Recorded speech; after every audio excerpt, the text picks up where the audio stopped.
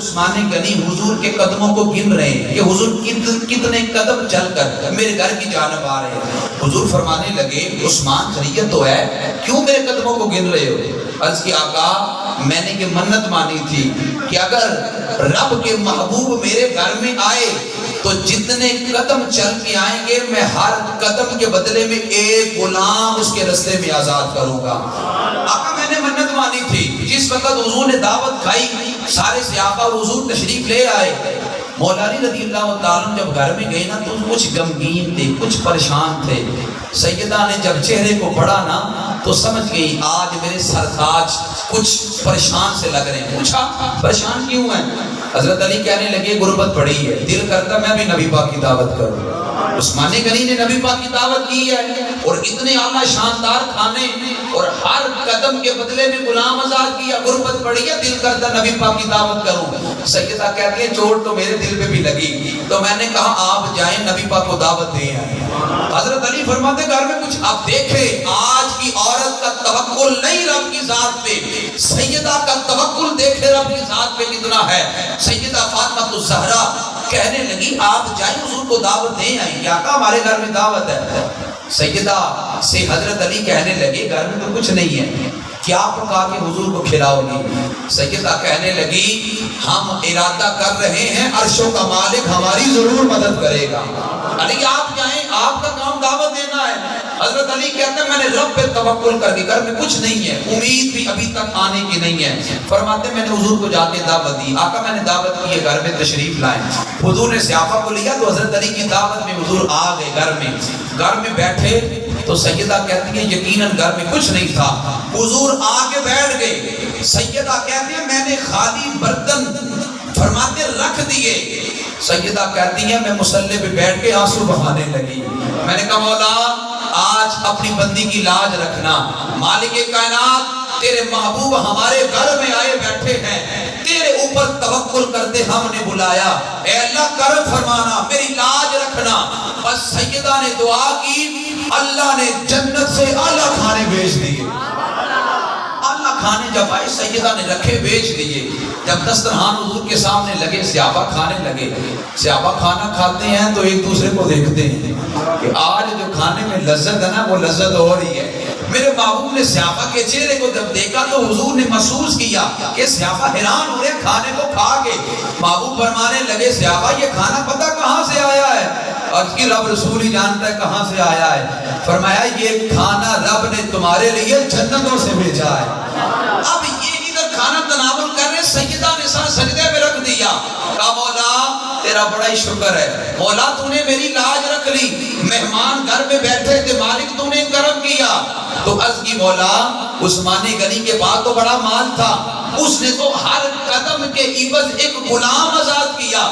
مولا میرے پاس تو ظاہری طور پر اتنا مال نہیں میں غلام آزاد کروں. ہاں مولا ایک دعا تم سے ضرور کرتی ہوں، وہ یہ ہے کہ حضور جتنے قدم چل کے میرے گھر میں آئے ہیں ہر قدم کے بدلے میں نبی کے ایک امتی کو جہنم سے آزاد فرما دے. سیدہ نے ادھر دعا مانگی، رب نے جبریل کو بھیج دیا. حضرت جبریل حضور کی بارگاہ میں آئے اور آ کے خبر دی یا رسول اللہ رب آپ کو سلام بھیجتا ہے اور میرا بھی سلام سیدہ کو پیش کر دیں. اس رب نے اعلان کیا ہے کہ آپ جتنے قدم چل کر اپنی صاحبزادی کے گھر میں آئے ہیں ہم نے ہر قدم کے بدلے میں 1000 امتی کو جہنم سے آزادی کا فیصلہ کر لیا. تکبیر، نعرہ رسالت، نعرہ حیدری، نعرہ تحقیق. سیدہ فاطمہ الزہرا رضی اللہ تعالی عنہا اتنی کمال عورت، یار کیوں نہ کمال ہو، میرے محبوب نے تربیت ہی بڑی اعلیٰ کر کے بھیجی تھی. اور سیدہ فاطمہ الزہرا رضی اللہ تعالی عنہا کیا کمال ان کا کردار تھا. اور کیا اب سیدہ فاطمہ کی اگر آپ صحابت دیکھیں، صحابت اتنی اعلیٰ تھی. سیدہ کا جس دن نکاح تھا نا سیدہ نے صرف ایک جوڑا بنوایا ہے. اللہ اکبر، اپنا نکاح ہے جوڑا ایک بنوایا. قوم کی بیٹی اس پیغام کو بھی سمجھے. سیدہ کا جس دن نکاح ہے ایک جوڑا آپ نے بنوایا, ایک جوڑا بنوایا تو نکاح کا وقت قریب ہے. دروازے میں فقیر نے دستک دی, کہا اللہ کے نام پہ کو پھٹا پرانے کپڑے دے دو. سیدہ کہتی خیال آیا کہ کپڑا پڑا ہوگا پرانا دے دیتی ہوں. فرماتی جب میرے دل میں خیال آیا نا کہ کوئی پرانا کپڑا دے دیتی ہوں, فرماتے فوراً میرے دل میں قرآن کی آیت آ گئی کہ رب تو قرآن میں کہتا ہے لن تنالوا البر حتى تنفقوا مما تحبون. تم اس وقت تک نیکی کو پہنچ نہیں سکتے جب تک اپنی محبوب چیز اس کے رستے میں خرچ نہ کرو. تو فرماتی ہے میرا تو محبوب کپڑا وہی ہے جو میں نے سلا کے پہنا ہے. تو فرماتی میں نے ارادہ کر لیا محبوب تو یہی ہے, اسی کو اس کے رستے میں دیتی ہوں. فرماتی میں نے جو ایک سوٹ سلایا تھا اپنے نکاح پہ, فرماتی میں نے وہ وہی آنے والے فقیر کو دے دیا. فرماتے دوسرا جوڑا کو نہیں تھا میرے پاس پہننے کو. فرماتے رب نے جبریل کو حکم دیا کہ جنتی جوڑا لے کے چلے جائیں. پھر ایک رب نے جنتی جوڑا بھیجا. عورتیں آپس میں باتیں کر رہی ہیں, محلے میں کافی عورتیں باتیں کر رہی ہیں. محبوب کی صاحبزادی کی آج شادی ہے, ان کا نکاح ہے, نہ جانے کتنا اللہ سوٹ پہنے گی, لیکن وہ رب بھی بڑا کریم ہے. عورتیں ادھر باتیں کر رہی ہیں اور رستے میں کھڑی ہیں دیکھنے کے لیے. ہم دیکھیں گی کہ آج نکاح پہ کتنا کو اعلیٰ سوٹ پہنتی ہے. پروپیگنڈا تھا ان کا, ہم باتیں کریں گی کہ یہ سوٹ تم نے نکاح پہ پہنا ہے. بس جب وہ جنتی جوڑا سیدہ نے زیب تن کیا, نکاح کے لیے جانے لگی, اس وقت جب کافرہ عورتوں کے قریب سے گزری, اس لباس سے ایسی روشنی نکلی کافرہ عورتوں کے دلوں پہ پڑی, سارے کلمہ پڑھ کے مسلمان ہو گئی. یار سیدہ کا تو جو آپ تو دین کی تبلیغ کرتی ہی کرتی تھی, لیکن جو جنتی جوڑا پہنا وہ بھی دین کی اتنی تبلیغ کر گیا. سیدہ کی صحابت کا عالم یہ تھا, ایک مہمان میرے نبی پاک کی بارگاہ میں آ گیا. حضور نے سلمان فارسی کو, اور خدا کی قسم روکتے کھڑے ہو جاتی سیدہ کی یہ جملے سن کر. نبی پاک صلی اللہ علیہ وسلم کی بارگاہ میں مہمان آیا تو حضور نے حضرت سلمان فارسی کو بلایا. فرمایا سلمان مہمان آیا ہے, جاؤ یہ ساری میری ازواج کے حجرے ہیں, ان حجروں میں پتہ کرو کوئی گھر میں چیز ہو ایک مہمان کے لیے لا کر اسے پیش کرو. سلمان فارسی فرماتے ہیں میں حضرت عائشہ صدیقہ کے حجرے میں گیا, فرماتے ہیں وہاں سے مجھے ظاہری کچھ نہ ملا. فرماتے حضرت افسا کے حجرے میں گیا, ظاہری کچھ نہ ملا. حضرت فرماتی زینب کے حجرے میں گیا, ظاہری کچھ نہ ملا. فرماتے ساری ازواج کے حجرے میں گیا, ظاہری کچھ نہ ملا. یہ مالک کونین ہے, کو پاس کچھ رکھتے نہیں, دو جہاں کی نعمتیں ہیں ان کے خالی ہاتھ میں. حضرت سلمان فارسی فرماتے دل میں خیال آیا مہمان آیا حضور کی بارگاہ میں, خالی جائے یہ تقاضا محبت کا نہیں ہے. فرماتے ہیں میرے دل میں خیال آیا میں نے حضور کی ازواج کے گھرانوں سے تو پوچھ لیا, ظاہری کچھ نہ ملا, ایک در رہ گیا ہے, خالی نہیں آؤں گا. فرماتے ہیں وہ در سیدہ فاطمہ الزہرا کا تھا. سلمان فارسی فرماتے ہیں میں نے اس آنے والے مہمان کو لیا, سیدہ کے گھر پہ جا کے دستک دی. سیدہ نے پردے کے اندر سے پوچھا کون؟ سلمان فارسی کہتے ہیں میں نے کہا غلام سلمان آیا ہے. سیدہ کہنے لگی کس کام کی گھر سے آئے ہو؟ حضرت سلمان فارسی کہتے ہیں میں نے عرض کی حضور کی بارگاہ میں ایک مہمان آیا تھا, ازواج مطہرات کے حجروں سے ساری کچھ نہیں ملا, آپ کے در پہ آیا ہوں. سیدہ نے جملے سنے تو اندر سخاوت کے جذبے نے جوش پکڑا. سیدہ گھر میں دیکھنے لگی کوئی چیز ہو تو میں اس کو کھلا دوں, ظاہری کچھ نہ ملا. سیدہ نے دیکھا تو گھر میں ایک دوپٹہ پڑا تھا. سیدہ نے فرمایا سلمان یہ دوپٹہ لے جا, فلاں جگہ پہ شمعون نام کا یہودی گندم بیچتا ہے, دوپٹہ لے جا, اس یہودی کو جا کے کہہ یہ دوپٹہ رکھ لے, اس کے عوض جتنی گندم آتی ہے وہ گندم ہمیں دے دے. بس یہ گندم تو لے کے آ, جب تو گندم لائے گا میں کھانا پکا کے نبی پاک کے آنے والے مہمان کی مہمان نوازی کروں گی. سلمان فارسی فرماتے بس جب وہ دوپٹہ سیدہ نے مجھے دیا تو میں آنکھوں سے لگا کے رو پڑا. میں نے کہا واہ محبوبہ, اپنی محبوب صاحبزادی کی کیا تربیت کی. سلمان فارسی فرماتے میں وہ دوپٹہ لے گیا, چوک میں بیٹھے یہودی کو جا کے دیا. یہودی نے دوپٹہ پکڑا تو ایک نظر دوپٹے کو دیکھتا ہے, ایک نظر مجھے دیکھتا ہے اور کہتا ہے سلمان بھلا دوپٹوں کے عوض بھی گندم بیچ بیچی جاتی ہے، بتا یہ دوپٹہ کس کا ہے؟ سلمان فارسی کہنے لگے او شمور یہودی، یہ دوپٹہ کسی عام ہستی کا نہیں، یہ دوپٹہ جنتی عورتوں کی سردار سیدہ فاطمہ الزہرا کا ہے۔ ان کے بابا جان کی بارگاہ میں مہمان آیا تھا، ظاہری کچھ نہیں تھا، انہوں نے یہ دوپٹہ دیا ہے، یہ رکھ لے، اس کے عوض میں جتنی گندم آتی ہے دے لے۔ وہ یہودی کہنے لگا سلمان گندم تو بعد میں لینا، پہلے مجھے اس نبی کی بارگاہ میں لے جا تاکہ میں کلمہ پڑھوں کہ جس نبی کی صاحبزادی کا یہ کردار ہے اس نبی کا اپنا کردار کیا ہوگا۔ بس سلمان فارسی فرماتے وہ سیدہ کا ایک دوپٹہ ایک غیر مسلم کو مسلمان کر گیا تو یہ میرے محبوب علیہ السلام کی تربیت تھی۔ یارو محبوب نے اپنی صاحبزادی کی، آج ہم بھی اپنی اولادوں کی تربیت پہ توجہ کریں۔ تربیت کا قدر یہ مطلب نہیں کہ آپ ڈنڈا پکڑ لیں اور پھر ڈنڈے کے زور پہ تربیت کریں، اور پھر تربیت کا یہ مطلب بھی نہیں کہ آپ گھر میں سیریس رہیں، محبت کرنا بیٹیوں سے چھوڑ دیں، ہنسنا چھوڑ دیں۔ سیدہ فاطمہ کہتی ہیں سب سے زیادہ حضور پیار بھی مجھی سے کرتے تھے اور حضور تربیت بھی میری ہی کرتے تھے۔ سیدہ فاطمہ الزہرا کی حضور نے تربیت کی، مجمع صحابہ لگا ہے، یہ سیدہ کا پیغام ہے قوم کی بیٹیوں کے لیے، مجمع صحابہ لگا ہے۔ میرے محبوب علیہ السلام ارشاد فرمانے لگے صحابہ سوال کا جواب دو۔ صحابہ حضور کی جانب دیکھنے لگے، آقا کون سا سوال؟ نبی پاک فرمانے لگے صحابہ بتاؤ خیر النساء کون ہے، بہترین عورت کون سی ہے؟ ایک صحابی نے انگلی کھڑی کی، آقا بہترین عورت وہ ہے کہ جو 5 وقت اپنے رب کے حضور جھکتی ہو۔ حضور فرمانے لگے بات ٹھیک ہے لیکن میری مراد کو نہیں پہنچے۔ ایک صحابی کہتے ہیں میں نے انگلی کھڑی کی اور میں نے عرض کی یا رسول اللہ صلی اللہ علیہ وسلم، آقا بہترین عورت وہ ہے کہ جو اپنے خامد کو راضی رکھتی ہو۔ حضور نے فرمایا بات ٹھیک ہے میری مراد کو نہیں پہنچے۔ حضرت علی فرماتے ہیں اس دن مجھے جگہ صحابہ سے پیچھے ملی تھی۔ حضرت علی فرماتے ہیں قد بھی ذرا چھوٹا تھا، میں نے جب دیکھا نا صحابہ جواب دیتے ہیں جواب بھرتا نہیں ہے۔ حضرت علی فرماتے ہیں میں چپکے سے پیچھے سے نکل گیا اور میں چلا گیا سیدہ فاطمہ کے پاس رضی اللہ تعالیٰ عنہ۔ حضرت علی فرماتے ہیں گھر کا دروازہ مسجد نبوی میں کھلتا تھا، قریب ہی میں چلا گیا اور میں نے جا کر کہا سیدہ سوال کا جواب تو دو۔ سیدہ فرمانے لگی کیا؟ حضرت علی کہتے ہیں بتاؤ بہترین عورت کون سی ہے؟ میرا وجدان کہتا ہے کہ سیدہ بھی کہتی ہوگی علم کے شہر کا دروازہ تو آپ ہے، سوال مجھے پوچھ رہے آ گئے۔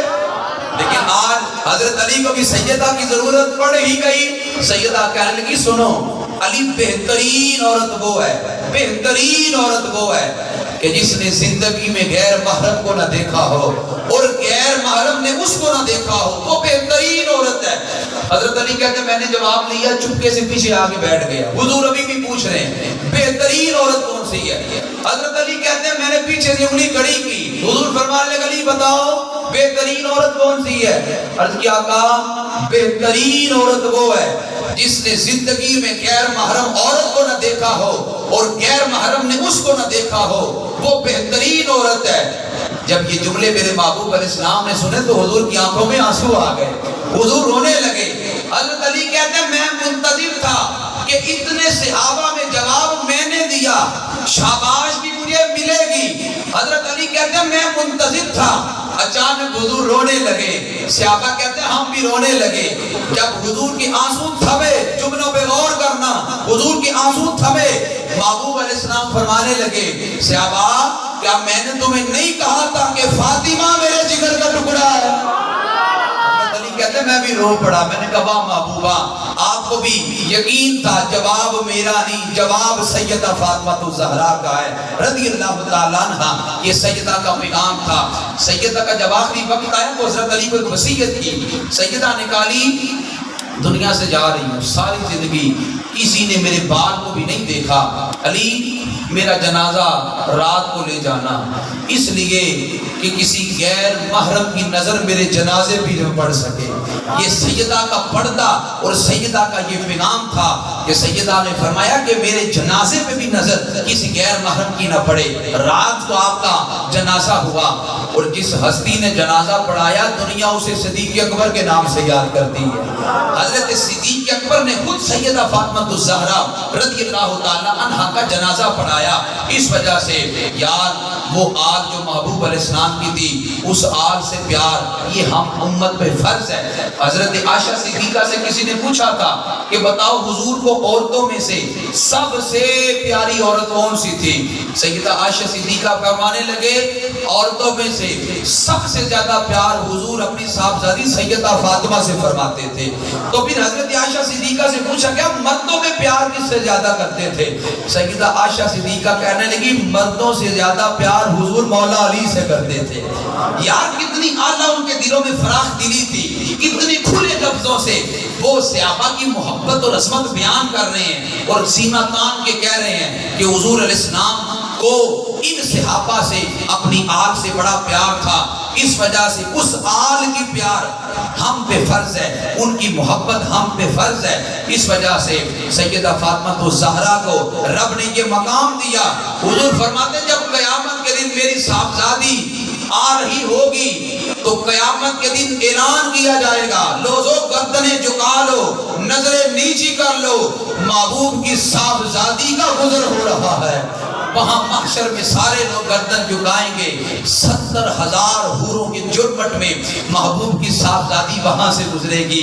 یار اس صاحبزادی کو رب کریم نے بڑے کمال عطا کیے اور یہ کمال اس وجہ سے تھا کہ حضور علیہ السلام نے تربیت کر کے بھیجی تھی. سیدہ فاطمہ ساری رات قرآن پڑھتی تھی، ساری رات. حضرت علی رضی اللہ تعالیٰ عنہ اتنا قرآن پڑھتے تھے کہ گھوڑے کی ایک رکاب پہ قدم رکھتے تو قرآن پڑھنا شروع کرتے، دوسرے رکاب پہ قدم رکھتے تو قرآن سارے ہی مکمل کر لیتے. سیدہ فاطمہ بھی ساری رات قرآن پڑھتی ہیں، حضرت علی بھی سارا دن ساری رات قرآن پڑھتے ہیں. جب ماں باپ قرآن کی اعلیٰ ایسی تلاوت کرے پھر بیٹا کیوں نہ نیزے کی نوک پہ چڑھ کر قرآن کی تلاوت کرے. بس یزیدیوں نے پانی بند کر دیا 3 دن تک. 10 محرم کو یزیدی چھپتا چھپاتا آیا اور اس نے دیکھا امام حسین کے حجرے میں تو امام حسین اللہ کا قرآن پڑھ رہے ہیں. وہ بڑا حیران ہوا، اتنا حیران ہوا کہ بول ہی پڑا. کہنے لگا امام حسین 3 دن سے پانی بند ہے ابھی بھی قرآن پڑھ رہے ہیں. میرے امام حسین مسکرا کے فرمانے لگے او یزیدی ہو تم حسین پہ پانی تو بند کر سکتے ہو، قرآن کی تلاوت بند نہیں کر سکتے. یہ قرآن کی تلاوت تو ہم نے ورثے میں پائی ہے. یار جب ماں باپ اس قدر تربیت کرنے والے ہوں، اس قدر محنت کرنے والے ہوں، یقیناً اولاد بھی نیک پیدا ہوتی ہے. اولادوں کی تربیت بڑی ضروری ہے، انہیں دین پڑھانا بڑا ضروری ہے. یقیناً اپنی بیٹیوں کو دنیا کی تعلیم دلوائیں، لیکن یار یہ میرا ایک درد ہے اپنی بیٹیوں کو دین کی تعلیم بھی ضرور دلوائیں. اس بیٹی نے اگلے گھر کے اندر جا کر اعلیٰ نظم و نسق سے گھر تب چلا سکتی ہے جب اس نے دین پڑھا ہوگا. اسے پتا ہوگا میری ساس کا حق کیا ہے، میرے خامن کا حق کیا ہے، میرے سسر کا حق کیا ہے. جب اسے حقوق پتا ہوں گے تو وہ ادا بھی کر سکے گی. اس لیے آپ اپنی بیٹیوں کو، بہنوں کو ضرور دنیا کی تعلیم پڑھوائیں لیکن ساتھ ساتھ دین ضرور پڑھائیں. الحمدللہ آج مجھے بڑی خوشی ہوئی کہ الحمدللہ اس سال ہمارے اس مدرسے کی تقریباً 30 بچیوں نے درس نظامی کے پیپر دیے. الحمدللہ پہلے سال کے اندر 30 بچیوں نے، اور یہ بہت بڑی کامیابی ہے اہل علاقہ کے لیے کہ اتنے مختصر عرصے کے اندر، یعنی حفظ کی کلاس الگ ہے، ترجمہ تفسیر کی کلاس الگ ہے، جو درس نظامی کی کلاس تھی اس کی تقریباً 30 بچیوں نے درس نظامی کا پیپر دیا. الحمدللہ یہ پہلا سال تھا، آنے والے وقتوں میں یہ سلسلہ بڑھتا چلا جائے گا. الحمدللہ بڑا باپردہ ماحول اوپر. اور ہم نے پھر یہ رمضان المبارک میں عام لوگوں کی آسانی کے لیے 30 روزہ عورتوں کے لیے فہم دین کورس شروع کیا. الحمدللہ جو 3 دن سے مسلسل 9 بجے سے لے کر 11 بجے تک بڑے خوبصورت طریقے سے ہو رہا ہے. اس کے اندر بچیوں کو ختم پاک بھی سکھایا جا رہا ہے، بچیوں کو تقریر کرنے کا انداز بھی سکھایا جا رہا ہے، بچیوں کو دعا مانگنے کا طریقہ بھی سکھایا جا رہا ہے، بچیوں کو نعت پڑھنے کا طریقہ بھی سکھایا جا رہا ہے، اور سب سے اعلیٰ بات کہ ان کی دینی تربیت بھی کی جا رہی ہے. الحمدللہ یہ سارے مراحل ہمارے اوپر طے کیے جا رہے ہیں، اس لیے آپ پیچھے نہ رہیں، آگے بڑھ کر، یار زندگی کا کوئی پتہ نہیں، کم از کم ایسی اولاد تو چھوڑ جائیں جو کل کو ہاتھ اٹھا کے آپ کے پیچھے دعا کرنے والی تو ہو۔ آپ جن کی بچیاں یا بہنیں یا بیٹیاں ابھی تک بھی نہیں آ رہی، آپ ارادہ فرمائیں انشاءاللہ ہم سیدہ فاطمہ الزہرا رضی اللہ تعالی عنہا کی سیرت پہ انہیں عمل کروانے کے لیے انشاءاللہ اسے نبی پاک کا دین پڑھائیں گے۔ جب آپ دین پڑھائیں گے، وہ عورتیں جب اگلے گھرانوں میں جائیں گی انشاءاللہ اگلے گھروں کو وہ جا کے جنت نما بنا دیں گی۔ اللہ ہمیں سیدہ فاطمہ الزہرا رضی اللہ تعالیٰ عنہ کی سیرت پر قوم کی بیٹیوں کو عمل کروانے کی توفیق عطا فرمائے۔ چھوٹا سا اعلان اور اس کے بعد آپ سنتے عطا فرمائیں۔